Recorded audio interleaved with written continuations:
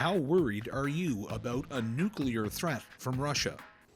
Yeah, I'm definitely very worried. I'm Russian myself. I was born and raised in Calgary, but 20 something years ago, my parents immigrated from, middle of Siberia. And so we still keep up with Russian state news. And obviously, we don't buy into the propaganda. We're pretty big dissidents, but it's terrifying to see what they're saying and then contrast it with the kind of inaction um, from Canada and just the West at large. So yeah, it's a big worry of mine. Really, I don't I think Russia is just prolonging the war. I don't think they will use any nuclear weaponry to fight the war. I think they are just going to prolong the war and they'll cause economic crisis globally. I don't think they would do anything using the nuclear to fight the war. I'm not worried about it not being in Canada, but I think there is a threat. But I think you could use the old 80-20 rule, and I think they're probably about 20% now rather than 80%. But he's got a lot of power at his fingertips now with the oil and gas situation in Europe and winter approaching. I think the Ukraine-Russia situation is one of those problems that's going to be difficult to solve. And as far as we are away from Ukraine, it's difficult to say. Me personally, the nuclear threat's been around for as long as I lived. And since Hiroshima and Nagasaki, we've really not seen any.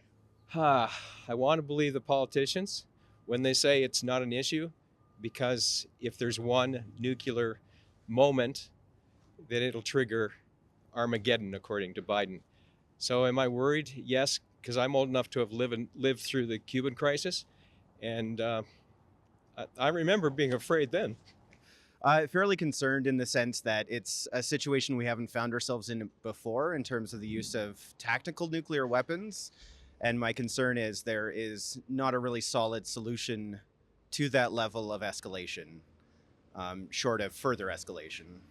It may happen, I believe, because it's not just Ukraine that's going against Russia. Ukraine's a little small country.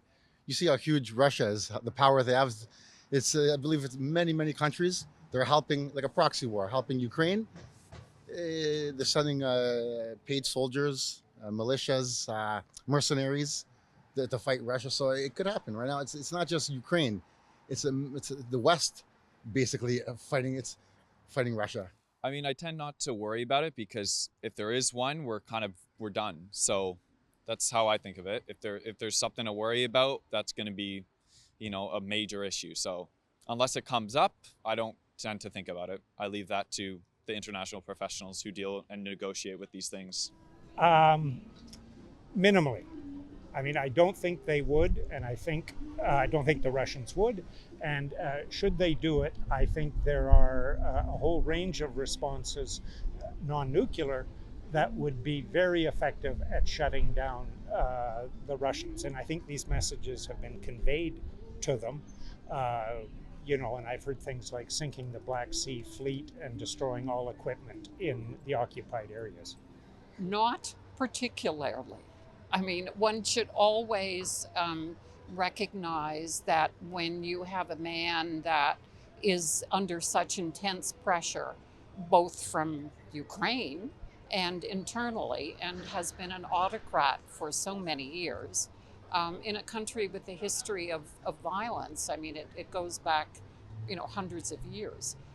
One always has to be concerned. And, at the current stage, it's more a matter of pride for the Russians than anything else. So that needs to be paid attention to. But the consequences would be so devastating for the country, for Russia, for its people, for its future, that I think there are some wiser heads in Russia, some of whom, like Navalny, are behind bars, but hopefully still has some connections to the oligarchs and to the elites. The Western world has to step in there and call his bluff, it has to be done. They just can't go like this with the inflation, the price of oil, et cetera, et cetera. Not worried at all. I don't think they would take the chance to have circumstances reverse upon themselves.